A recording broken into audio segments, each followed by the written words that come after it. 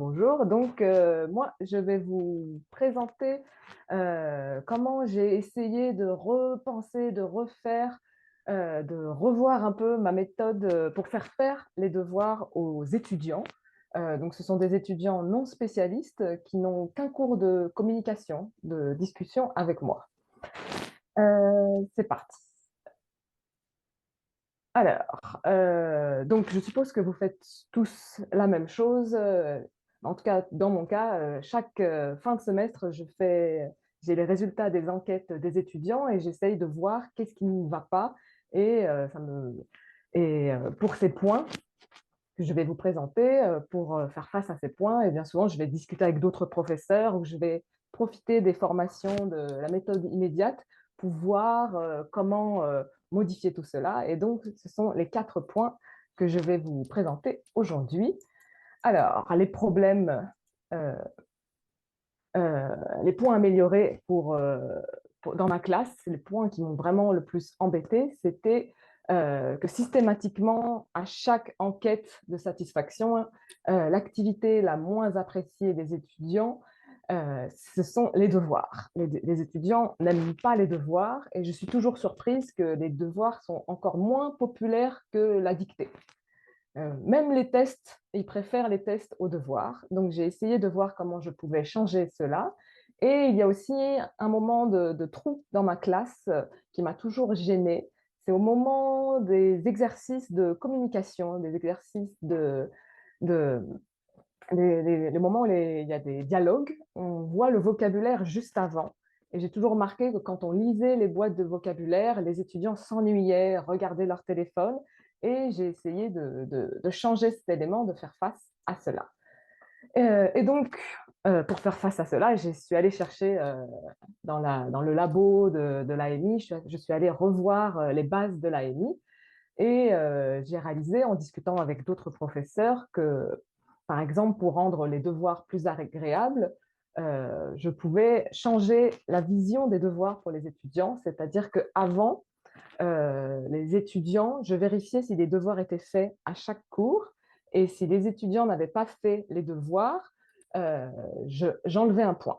Désormais, j'ai changé cette méthode. Maintenant, je rajoute un point lorsque les devoirs sont faits. Autre élément que j'ai changé, ce sont la correction des devoirs. Euh, la correction des devoirs, elle se fait en cours et désormais, les devoirs, ils se font de manière collaborative. Ils échangent le manuel et ils se corrigent entre eux. Autre élément pour mon moment de trou, euh, j'ai euh, j'ai mis en place dans les devoirs une nouvelle étape où les étudiants préparent la prononciation à l'avance pour la leçon suivante.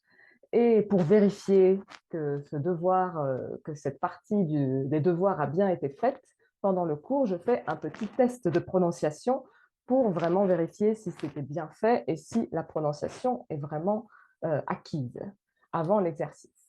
Donc, je vais maintenant présenter assez précisément ces éléments. Déjà, ça, c'est ce que vous voyez là, c'est le post que j'envoie à chaque fin de cours où je fais un résumé de tous les devoirs qu'ils ont à faire. Euh, c'est très pratique, c'est sur Google Classroom et donc ils peuvent vraiment aller voir la Google Classroom.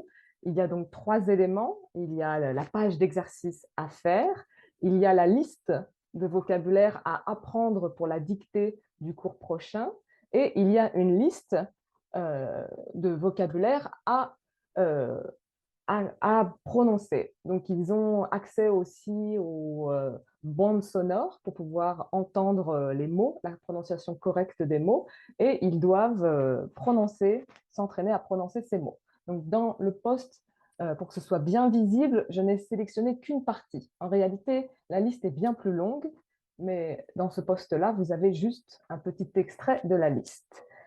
Alors, comment ça se passe dans les cours? Alors, je fais mes cours à peu près comme le parcours pédagogique classique d'une leçon avec la méthode immédiate. Donc, je commence le cours par une dictée.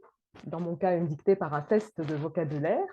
Et après le test du vocabulaire, c'est la vérification de la présence et des devoirs.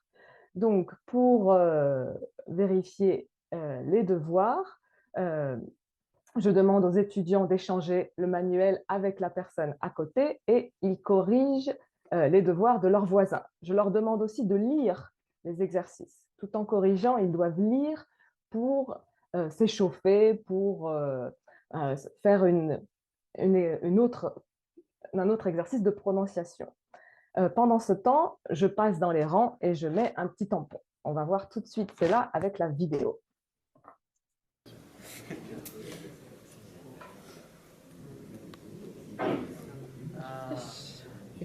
J'avais déjà fait le tampon pour celui-là, je passe directement à l'autre étudiant.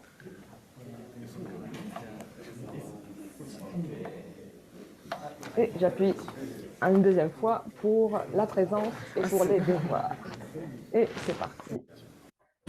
Ça va très très vite.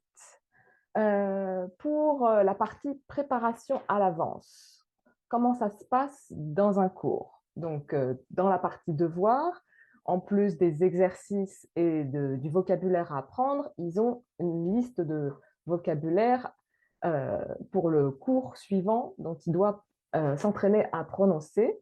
Et donc, j'indique dès le début du cours qu'il y aura bien ces tests de prononciation pendant le cours. Juste avant les explications, juste avant la partie modélisée et même juste avant les explications grammaticales, je laisse les étudiants s'entraîner pour se réviser une dernière fois la prononciation, puis je passe rapidement dans les rangs avec mon micro et je leur demande simplement de dire le mot chacun et je mets toujours un point. Je fais un retour pédagogique et je récompense toujours l'étudiant avec un superbe tampon que vous pourrez voir un peu plus tard. Pour moi, c'est très important parce que c'est toujours un moment un peu de stress et parfois la prononciation, même si on a fait de son mieux, c'est un peu un automatisme et donc parfois ils se trompent. Même s'ils auraient bien voulu prononcer parfaitement ce mot, ils n'y arrivent pas. Et donc, je félicite toujours l'effort par un tampon. Donc, voici la vidéo. Alors, vas-y. J'aimerais bien. Très bien, très bien. Je vais donner un point. C'est parti. Là, on me voit jongler Parfait. avec le micro et le tampon. 2. C'est toi. Parfait. Parfait. Hop. 3. Comme d'habitude. Parfait, parfait. Comme d'habitude. Comme d'habitude. Très. Et voilà, et pour des mots un peu difficiles, je soupçonne peut-être que d'autres étudiants ont du mal, à ce moment-là, hop, je fais répéter à tout le monde.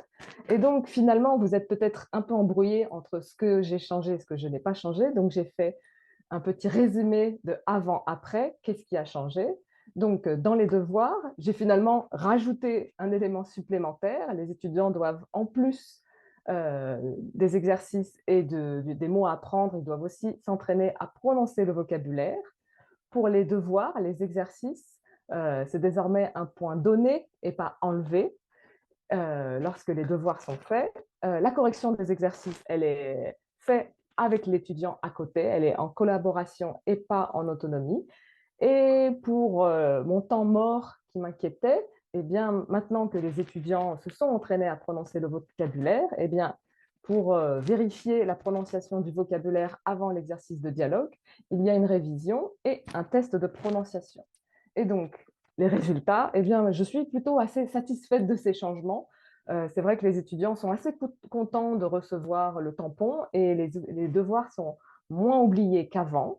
Je trouve aussi que les étudiants sont bien plus concentrés et qu'ils ont aussi à nouveau un moment pour s'entraîner à prononcer les mots, les expressions françaises, les expressions qu'on a vues en classe. Et grâce au devoir, au fait qu'ils devaient s'entraîner pour la prononciation, eh bien, le niveau général, la prononciation s'est vraiment améliorée dans la classe. J'ai vraiment remarqué. J'ai vu que les exercices de dialogue étaient aussi bien plus rapides et dynamiques. Et cela se ressent jusque dans les exercices de dialogue où on retrouve le vocabulaire qui est bien plus retenu et les expressions bien plus variées. Par contre, j'ai refait les enquêtes pour savoir si les devoirs étaient plus agréables. et on retrouve exactement les mêmes chiffres, encore la moitié des étudiants qui n'apprécient pas les devoirs. Donc, j'ai encore du travail à faire là-dessus, peut-être mettre un système de points pour faciliter, pour vraiment motiver les étudiants pour que cela devienne un plaisir, voire peut-être alléger le nombre d'exercices. Et vous, qu'est-ce que vous faites dans vos classes? Est-ce que vous avez quelque chose de particulier pour rendre les devoirs un peu plus amusants? Et en tout cas, je vous remercie de votre attention et je voulais particulièrement remercier les deux Bruno et Saki qui m'ont toujours aidé et donné de multiples conseils pédagogiques pour chacun de mes problèmes. En tout cas, merci beaucoup.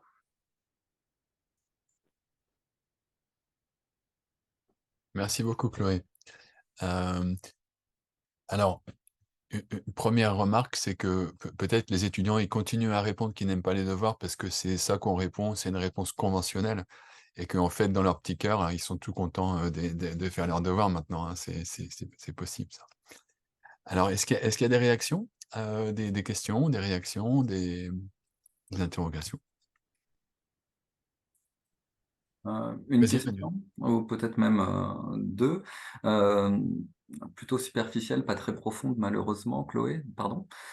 Première question, dans le PowerPoint que tu nous as montré, j'ai remarqué que tu avais des tampons, que tu donnais des tampons, je vois, points de participation, je crois, et tu avais différents tampons, j'en ai vu de plusieurs couleurs, de plusieurs formes, de plusieurs symboles.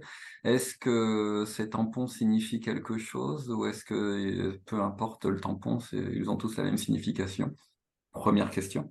Et deuxième question, tu disais communiquer avec tes étudiants sur Google Classroom. Une question, pourquoi pas Moodle en fait? Parce que j'ai l'impression que la plupart de mes facs utilisent Moodle. Mais qu'est-ce qui te fait préférer Classroom? Et très brièvement. Voilà. Ok. Et pour les tampons, oui, il y a une signification dans les tampons.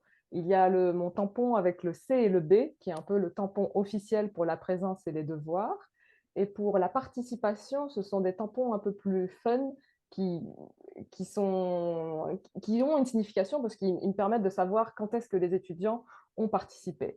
Par exemple, il y a aussi un tampon pour les points bonus, pour le dialogue, pour l'enquête. Pour l'enquête. C'est les étudiants qui ont fini tout le tableau de l'enquête et qui ont réussi dans le temps, en 5 minutes, à faire 3 personnes. Ils ont un tampon avec une note de musique. Quand c'est pour la participation, quand c'est pour le vocabulaire, la prononciation, c'est souvent les tampons rouges, donc le Godzilla ou celui qui est OK. Pour les réponses aux questions, donc c'est un peu plus valorisant parce qu'il fallait qu'ils construisent quand même des phrases. À ce moment-là, c'est un parapluie qui sourit ou c'est une petite grenouille. Donc, je pense que les étudiants ne savent pas vraiment la signification, mais pour moi, elles ont un sens parce que je sais où est-ce qu'ils ont participé. Et si, par exemple, ils ont répondu à des questions ou s'ils ont vraiment bien fait l'enquête. Pour Moodle, j'avoue que c'est mon université qui utilise le système de Google Classroom. Donc, je n'ai jamais pensé à Moodle. Mais je vais regarder Moodle et je donnerai une réponse. Mais c'est vrai que j'ai utilisé Google Classroom juste parce que c'était le système de l'université. Merci pour tes commentaires. Merci beaucoup.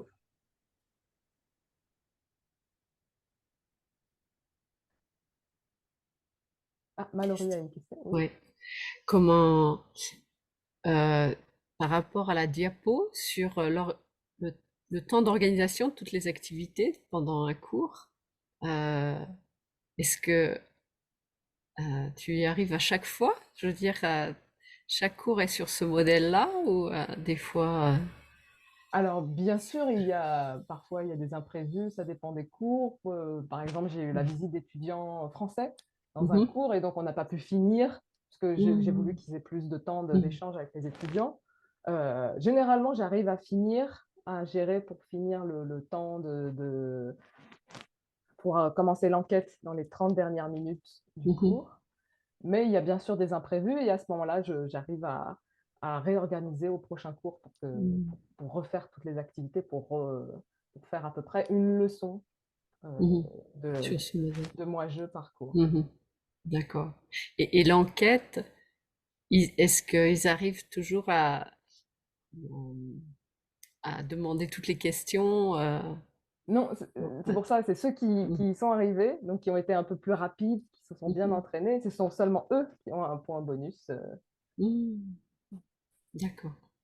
Et j'ai repris ça en regardant la présentation de Madame Yumiko Okamoto, qui avait un Mmh. système où les étudiants sortent de... Si les étudiants ont rempli la fiche, ils sortent plus rapidement en classe. Et moi, j'ai changé ça pour un point bonus. S'ils finissent le tableau en 5 minutes, souvent je dis, ah, ce sera jusqu'à 45. Mmh. C'est donc à 45, ceux qui ont... je leur demande souvent dans la classe Mmh. qui a fini. Comme ça, ils peuvent être un peu fiers d'avoir fini. Et après, pendant la préparation des dialogues, quand je regarde les dialogues, ce qu'ils ont écrit, je regarde en même temps le tableau. Et quand je vois que le tableau est rempli, hop, je passe et je mets un point. Et j'ai remarqué que ça avait beaucoup motivé les étudiants à aller plus vite. Mmh. Et il y avait moins de discussions en japonais Mmh. sur la vie quotidienne. D'accord. J'aurais une dernière question, si possible. Ça, c'est pour les premières années, du moins, c'est les premières années de français, c'est ça? Oui, oui. Et avec les deuxièmes années, ou je sais pas si tu as essayé avec moi, jeu à deux, si tu arrivé à faire ce système-là, ou Pour pas moi, essayé. jeu à deux, je fais à peu près le même système, en effet. D'accord. Avec pour la prononciation, oui, pour vraiment aussi, parce que parfois il y a des pages où la prononciation est assez lourde pour moi jeu 2, donc je mets aussi à peu près le même système pour moi jeu 2. D'accord. Pour les enquêtes, par contre, Mm. je laisse plus de temps pour moi jeu 2. Parce que... Ouais. Ok. Merci beaucoup. Ah, pas de problème. Je conseille les tampons, c'est très facile d'achat et ils sont souvent très ravis. Ils sont contents, ils attendent. C'est un moment de suspense dans la classe. Est-ce qu'ils auront Godzilla ou pas?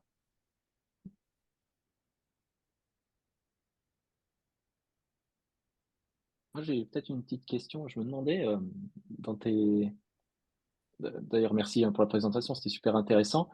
Et dans tes devoirs, du coup, tu intègres une espèce de préparation du cours suivant.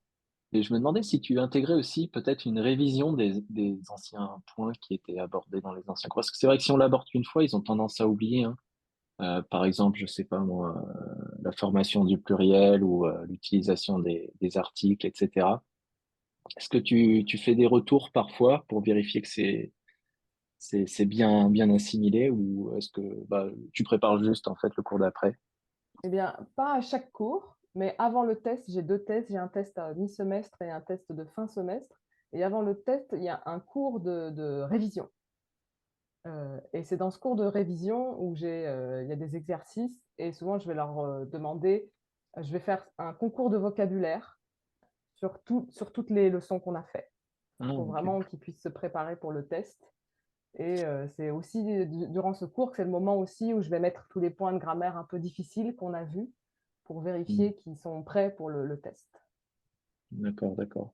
Je me demande si ça vaudrait même pas le coup de le mettre dans les devoirs, en fait, mettre un petit morceau d'exercice ou quelques petites phrases de cours d'avant pour faire un rafraîchissement sur certains points qui sont un peu sensibles. Je sais Et je pas pense si que ça oui, vaudrait le c'est une coup, ce très bonne serait à remarque. explorer, ouais. Ouais. Ok. Bon, en tout cas, c'est super intéressant. Oui, je vais y Merci. réfléchir aussi, parce que je pense que c'est une très bonne idée de mettre ça dans les devoirs.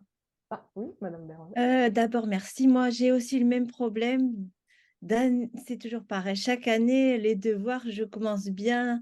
Et puis finalement, à la fin, il y en a toujours la moitié qui ne les font pas. Je pense que c'est difficile de de leur demander de préparer la leçon à eux à l'avance pour la première fois qu'on voit quelque chose. Bon, moi, finalement, bon, j'ai pas laissé tomber les devoirs complètement, mais en fait, je révise, pratiquement à chaque fois la leçon précédente. Bon, ça prend 5 minutes en théorie, bon, quelquefois ça peut prendre 10 minutes, mais finalement, quand je demande à la fin de l'année qu'est-ce qu'ils ont aimé et cetera, et ils me disent tous que c'est grâce à ça. Donc je mets tout le temps la leçon précédente. En fait, j'ai des espèces de dessins que j'ai préparés plus ou moins sur, chaque leçon, et donc j'ai des effectifs assez réduits, donc je peux me le permettre, et je mets toujours, quelques 2 ou 3 dessins d'une autre leçon qui est vraiment, je choisis, au hasard dans la pile, et à chaque fois, il y a: «Oh, ça fait longtemps qu'on l'a pas vu», et plutôt que de leur demander de préparer eux-mêmes, en fait, ça a vraiment jamais marché avec moi. Donc, je leur fais réviser. Je révise puisque je pars du principe, je leur dis, hein, que c'est la répétition qui va les aider.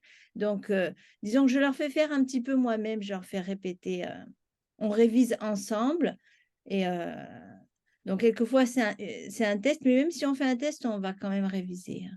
J'ai vraiment les devoirs, bon, j'ai toujours eu du mal, je sais pas. C'est Il y en a intéressant toujours la cette, moitié qui les font pas chez moi, au bout d'un moment. Mais c'est parce qu'au début, je vérifie bien, et cetera et puis après, bon, ah, j'ai oublié les tampons et cetera donc finalement, on refait ensemble et ça leur permet de travailler la lecture, en fait. mmh. Donc je prends, un exercice. En général, en classe, on a toujours écrit, ils ont toujours écrit un dialogue donc juste déjà, on relit ça et donc on révise ensemble.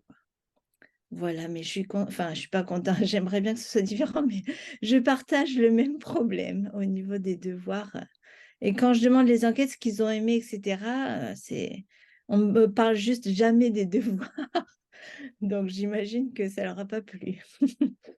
C'est Moi, vrai que la révision, je leur demandais pas si les devoirs, leur plaisaient ou pas. Oui, Et vous faites ce que je vous dis et puis c'est tout, quoi. Et j'ai remarqué qu'ils les faisaient plus, à partir du moment où je les ai sanctionnés s'ils ne les faisaient pas. Donc moi, oui. j'avais le système des tampons négatifs, hein, quand même, parce que je préfère donner, 2 tampons que 38. J'avais des grandes classes, donc il y avait à peu près, 2-3 étudiants qui faisaient pas leurs devoirs et ça allait plus vite pour moi de mettre 2-3 tampons plutôt que de mettre un tampon à chacun, quoi. Mais j'avais jamais essayé par contre, ce que tu as suggéré aujourd'hui Chloé de faire, corriger, par les pairs et ça, je peux très bien imaginer que ce soit beaucoup plus motivant en fait de d'aller vérifier et corriger des devoirs de son copain plutôt que de soi-même. comme ils savent qu'ils vont devoir le faire aussi, ils sont un peu plus motivés pour faire les devoirs parce qu'après, sinon, ils ont un Ouais, ouais. peu. euh, la personne, ils se retrouvent tout seuls, ils ont un peu honte en fait de ne pas les avoir fait. Ah, je vois que Bah oui. Alexis a une question.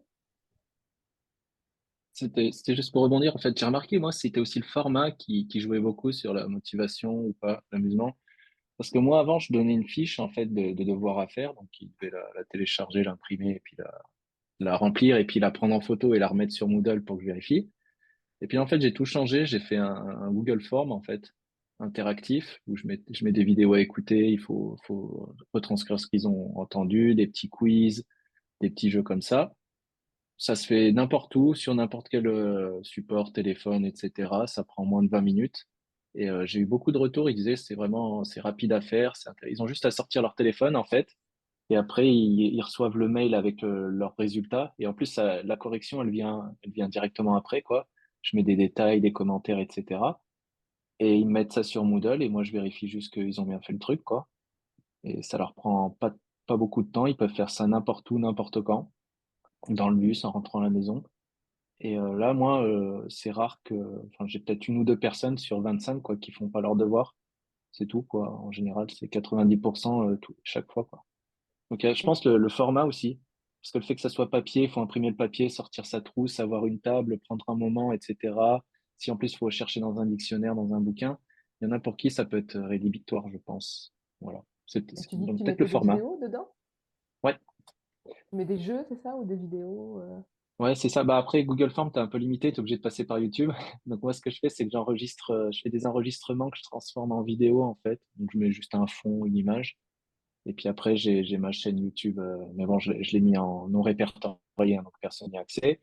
Et puis je mets toutes mes vidéos là-dessus, puis je les transfère sur le Google Form, quoi. Puis après, ils écoutent. Mais je fais plein de trucs. Je leur donne des petites phrases à corriger, par exemple. Voilà, où ils doivent chercher l'erreur. Mais des trucs assez simples, par exemple, sur la place de l'adverbe il manque un S ou l'adjectif il est au féminin alors que le sujet est masculin, des trucs comme ça, quoi. c'est ça, Et je des fais travailler exercices un peu toutes les compétences. C'est des exercices où ils doivent écrire ou c'est des exercices où ils doivent Il y a un peu juste tout. Ils sélectionner? doivent écouter, sélectionner, écrire, corriger. Ouais, j'essaye de varier. Bon, après, c'est la première année que je fais ça. Peut-être que j'aurai d'autres idées d'ici là. J'ai vu qu'on peut mettre des plugins. Donc, je vais voir s'il y a des trucs intéressants à récupérer. Mais vraiment, le mot-clé là-dedans, c'est rapidité, efficacité, en fait. Et je pense que ils ont beaucoup de classes à côté, beaucoup de devoirs à rendre, et puis le cours de français, ça va pas être vraiment leur priorité en termes de formation, en termes d'unité d'enseignement, etc. Donc, si c'est rapide à faire, ils vont le faire et ça va leur être utile. Bon, sauf si vraiment il y a, comme Bruno disait, s'il y a vraiment une espèce de, voilà, de coercition des points qui sont enlevés, hein, donc là, ils vont le faire quand même. Mais si c'est un peu trop lourd et qu'ils ont le choix de le faire ou pas, bah, ils vont pas le faire en fait. Parce que s'il faut sortir la trousse, machin, qu'il faut être dans de bonnes conditions, c'est pas tout le monde qui arrive à avoir ça tout le temps, quoi. Enfin, c'est ce que j'ai remarqué. Après, ça dépend le contexte de classe aussi, je suppose, hein. Quand je disais coercition, c'était dans le cadre d'exercices qui sont bien conçus, hein, quand même, parce que il faut Mm. que l'exercice soit léger, facile à faire, rapide à faire, et qui serve à quelque chose. Et effectivement, la coercition pure, ça marche pas tout à fait. Oui, oui, oui, je disais ça parce qu'il y a le tampon, quoi. Ils se disent, il y a un enjeu derrière, en fait, hein. Et Mmh. puis, oui, oui, c'est vrai, il y a le format, et puis peut-être ce que dit Bruno, il y a peut-être aussi ce qu'il y a à l'intérieur, il faut que ça soit pas trop dur non plus, hein. Donc moi, je fais des trucs clairement sur ce qui a été appris dans le cours. Je réutilise carrément des phrases qui sont dans les petits scripts que je distribue. Il n'y a rien de nouveau ou d'intimidant, quoi. C'est vraiment que ce qu'il y a, quoi. Donc c'est facile à faire et ça permet de retravailler. Il faut que ça soit abordable, ouais, ça c'est évident. D'accord. Très bien. Eh ben, nous sommes arrivés au terme du temps alloué. Donc, merci beaucoup, Chloé. C'était très, très intéressant.